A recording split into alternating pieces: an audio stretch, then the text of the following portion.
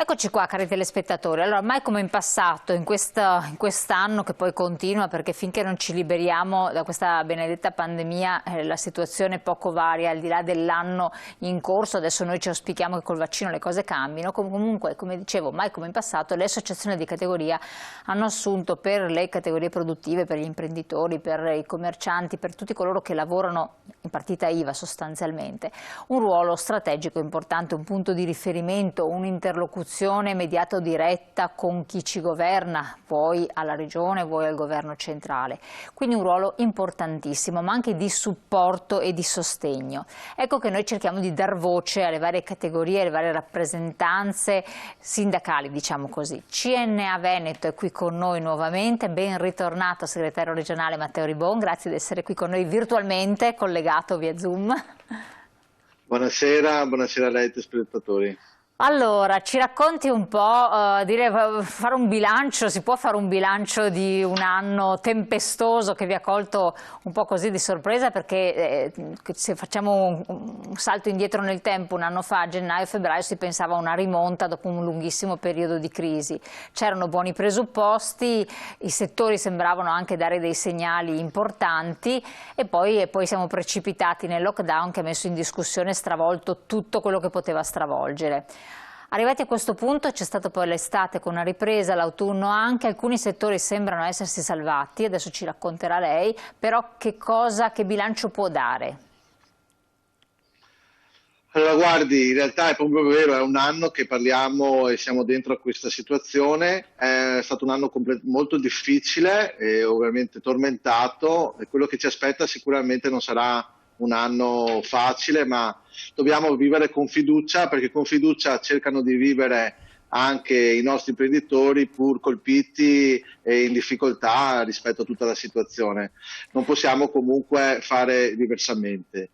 E fondamentalmente la questione è stata quella di cercare di contenere le difficoltà, tentando di sottostare ai vari DPCM, ai vari indicazioni che sono state date per contenere la pandemia. E da questo punto di vista è stata messa davanti la parte sanitaria rispetto alla parte economica.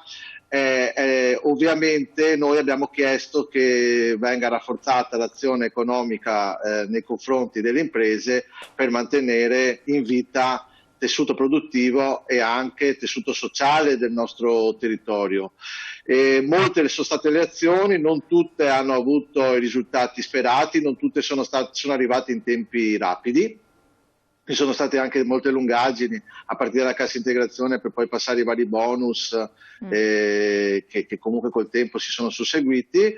Siamo arrivati alla fine dell'anno con un anno di luce e ombre, comunque sia con la voglia di pensare al 2021 con la fiducia e la speranza di poter ripartire.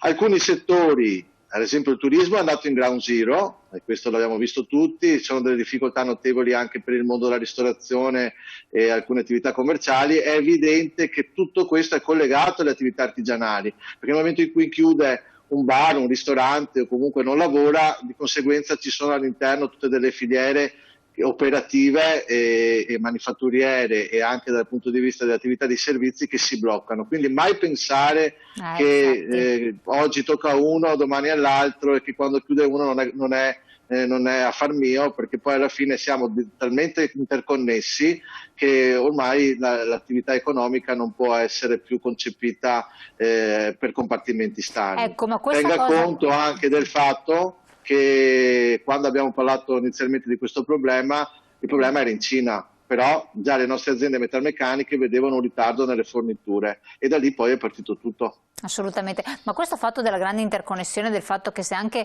il governo dice ma io non vi ho chiuso, mettiamo qualsiasi categoria ma che fa parte della filiera, quindi non avete diritto ai ristori, però di fatto un danno c'è stato, viene preso in considerazione e gli eventuali ristori che sono stati elargiti sono arrivati, punto di domanda, perché non tutti i cittadini sono al corrente di questo aspetto, quindi c'è chi parla che magari senza avere le informazioni corrette, per quel che vi risulta, e sono sufficienti?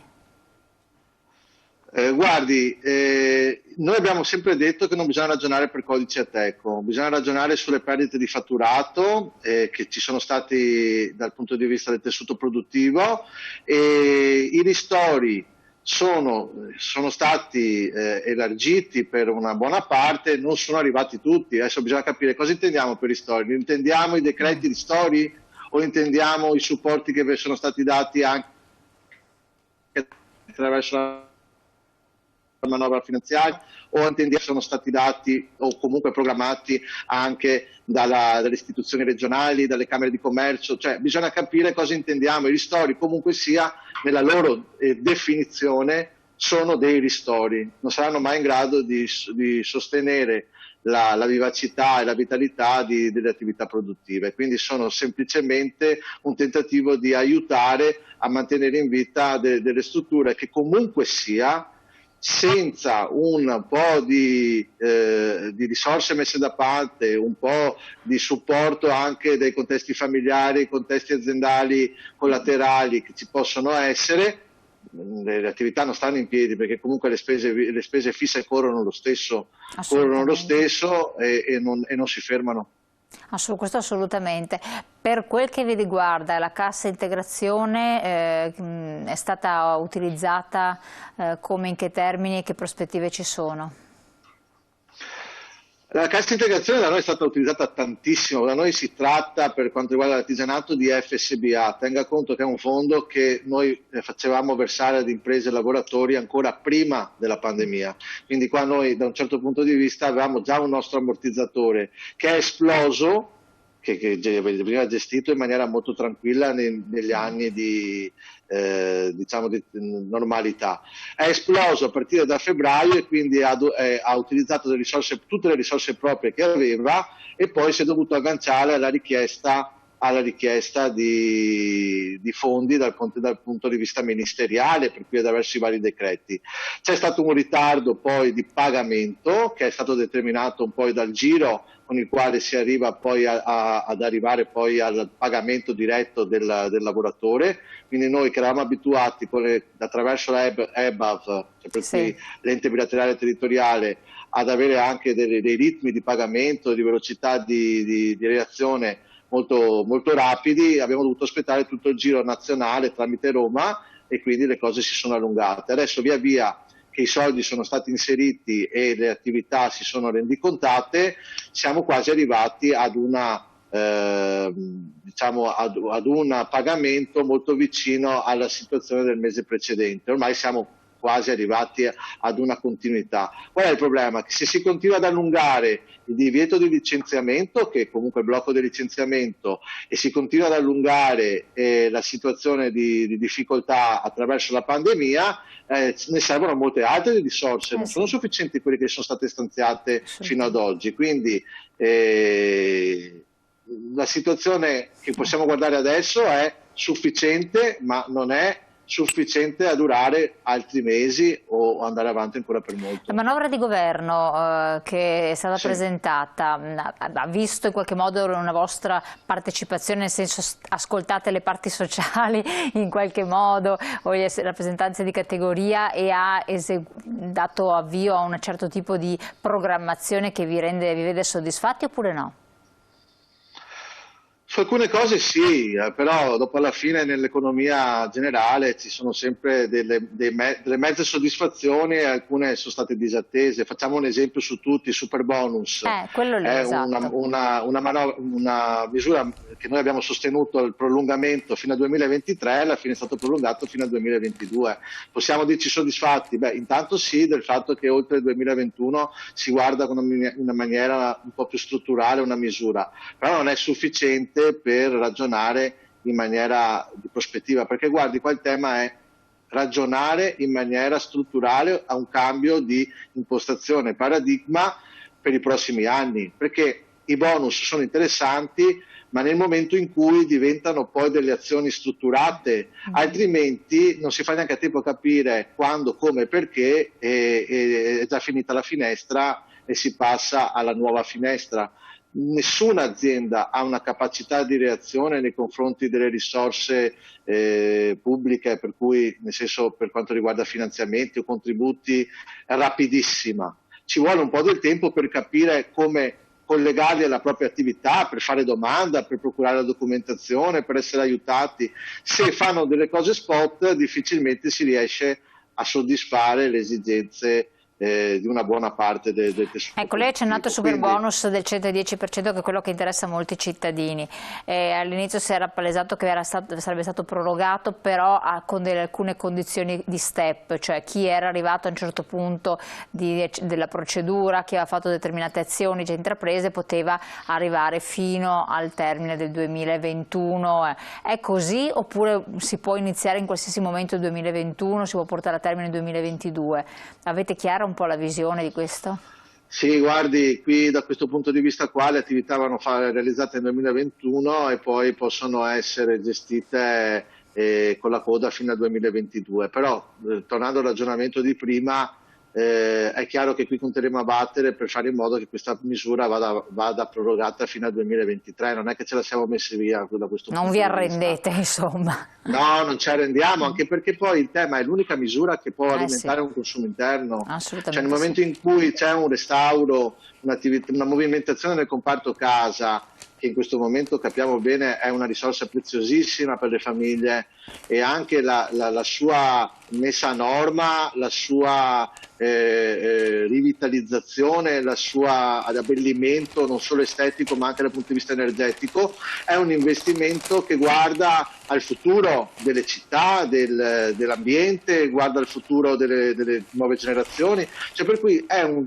tentativo di fare alimentare un mercato interno. Nel momento in cui partono i lavori, partono anche tutta una serie di ditte artigiane, partono consumi, quindi non si può pensare che una misura intelligente come quella che è stata improntata, insomma, su questa partita qua, e che comunque è collegata ai precedenti bonus che avevano già una linea strategica di riferimento sulla sostenibilità del comparto della casa, possa essere una misura dall'oggi a domani. Cioè, comunque sia, qua noi dobbiamo guardare avanti. Ci sono poche cose che sono chiare, questa è una. L'altra potrebbe essere quella legata allo sviluppo del manifatturiero e il reinvestimento del manifatturiero nel nostro paese per aiutare un'attività di export che si apriranno a breve, quando si apriranno, per cui rafforzare l'attività manifatturiera nel nostro paese.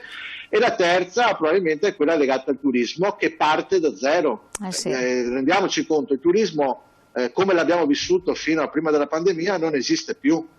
Esiste una nuova idea di turismo che dobbiamo costruire. Come la costruiamo? Dobbiamo pensare il turismo collegato alla cultura, il turismo per il mercato interno, il turismo strutturato nella sinergia col territorio, per cui non è una cosa che uno subisce, ma come è successo nelle grandi città d'arte venete, ma è una cosa che agisce in maniera proattiva per selezionare dei target specifici di turisti.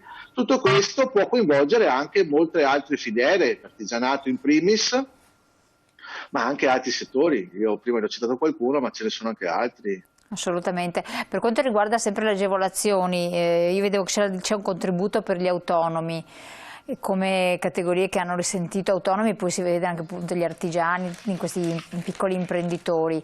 Può essere qualcosa di utile, interessante, poi soprattutto per tutti coloro che rientrano in questa categoria. Come informarsi, come essere al corrente di tutto quello che può avvantaggiare o meno, perché ci sono vari aspetti da tenere in considerazione, che possono anche rilanciare alcuni settori se opportunamente divulgati. Su questo io invito sempre ad andare a richiedere le informazioni dove si può trovare risposta, perché da questo punto di vista le nostre realtà territoriali possono essere sicuramente una porta aperta, sia in ambito fisico, ovviamente tenendo conto poi delle restrizioni previste, ma anche soprattutto dal punto di vista digitale. C'è le informazioni online che noi produciamo, comunque attraverso anche i nostri canali social, eccetera, possono essere di utilità per tutti. Tenga conto che da questo punto di vista qui il bonus per gli autonomi è un elemento utile per chi è una piccola partita IVA, magari senza dipendenti, non ha dei supporti in termini di welfare, però esistono anche tante altre partite IVA con dipendenti che possono confidare nella struttura che noi abbiamo supportato molto, che è quella della bilateralità, per cui tutti gli enti bilaterali che in questi mesi hanno fatto delle azioni molto importanti anche in termini economici di supporto.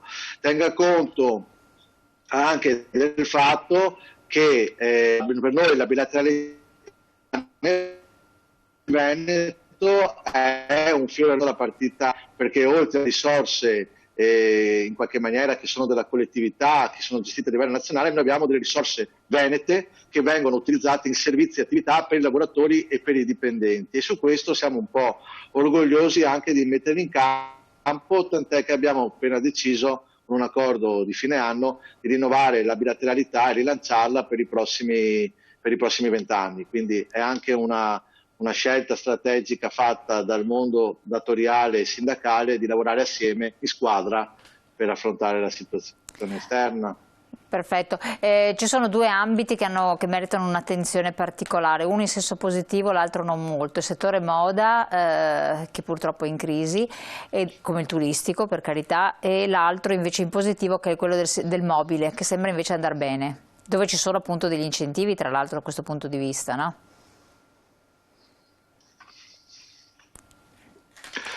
Il settore della moda è un fiore all'occhiello del nostro territorio, perché noi abbiamo centinaia di migliaia di piccole imprese del comparto artigiano e che collabora con il mondo industriale, soprattutto nella produzione della gamma alta, diciamo molto particolare, che è riconosciuta a livello internazionale. Ma abbiamo una filiera integra anche collegata alla distribuzione. Noi su questo abbiamo posto l'attenzione anche cercando di coinvolgere la Regione, l'assessorato al lavoro e poi anche di conseguenza lo sviluppo economico, per ragionare su una salvaguardia delle competenze e della forza produttiva di questo comparto, pensando che non sarà facile ragionare su un rilancio, perché noi il 90% di quello che facciamo lo esportiamo.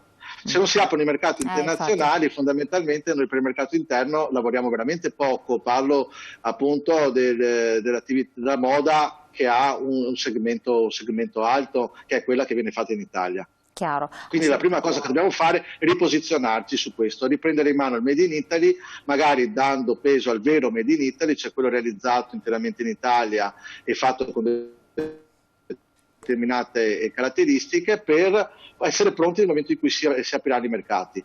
Diversa invece la questione del legno, se non opposta, cioè in un momento in cui c'è una attenzione maggiore alla casa, collegata anche al discorso che dicevamo prima del rilancio, del restauro, dell'efficientamento energetico, e c'è anche una volontà di investire nel comparto casa, quindi il settore legno va bene. Il settore legno va bene perché ha preso un pezzo anche del consumo interno e si sta riposizionando, quindi anche si è ripresa un po' un'attenzione anche del mondo del su misura, che è quello più legato alle nostre tipologie di aziende artigiane, falegnami in particolar modo e mobilifici in maniera artigianale.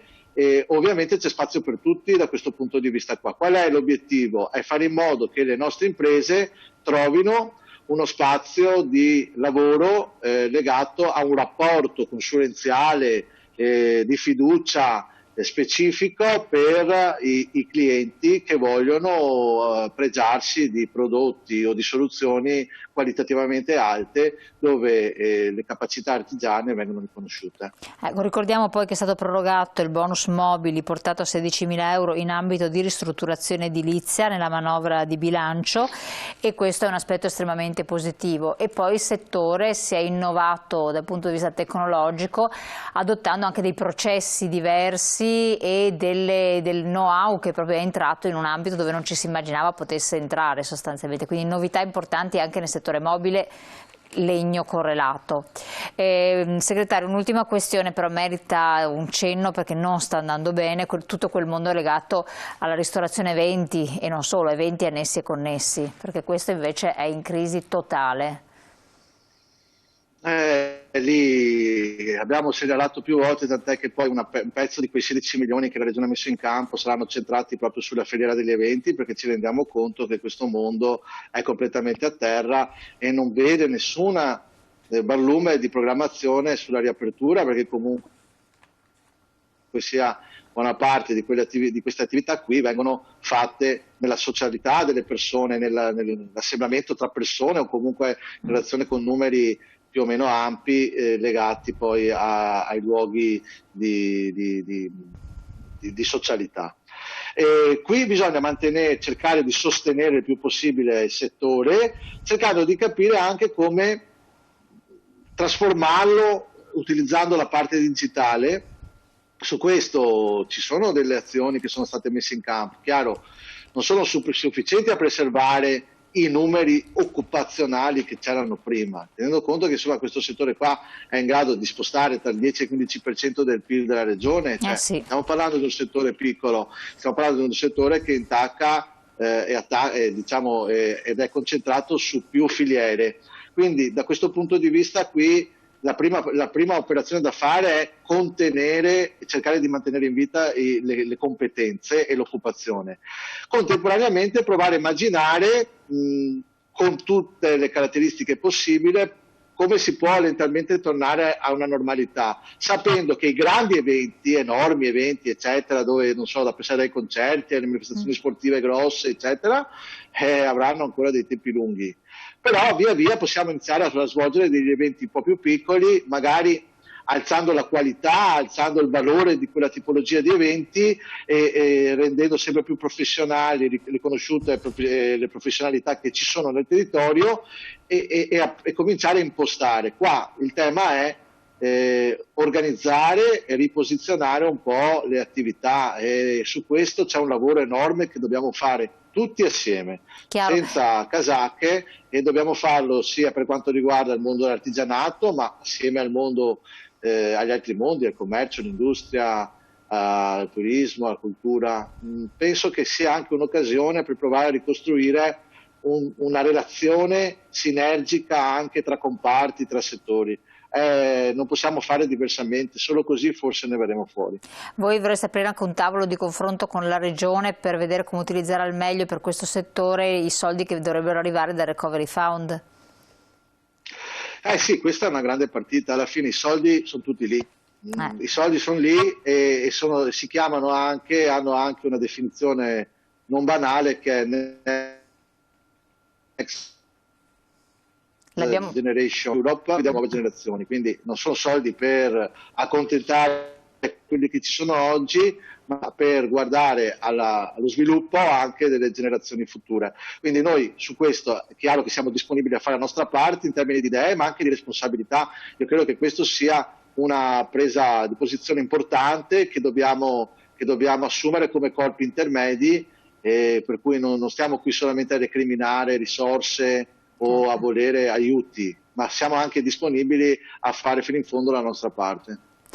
Grazie segretario, siamo giunti al termine di questa nostra intervista. La ringraziamo, speriamo di avere anche presto altri aggiornamenti per come stanno andando le cose, positivi naturalmente, anche rivolti ad altri ambiti che fanno sempre parte della grande categoria degli artigianato. Ci sono tanti settori che meritano approfondimento, oppure come diceva lei i vari bonus per comprenderli appieno e poterli poi utilizzare, perché visto che ce ne sono anche abbastanza. Buon lavoro, buona serata intanto. Grazie, buon lavoro anche a lei. Grazie molte, voi telespettatori restate con noi, noi continuiamo con le nostre interviste ma dopo la pubblicità tra poco.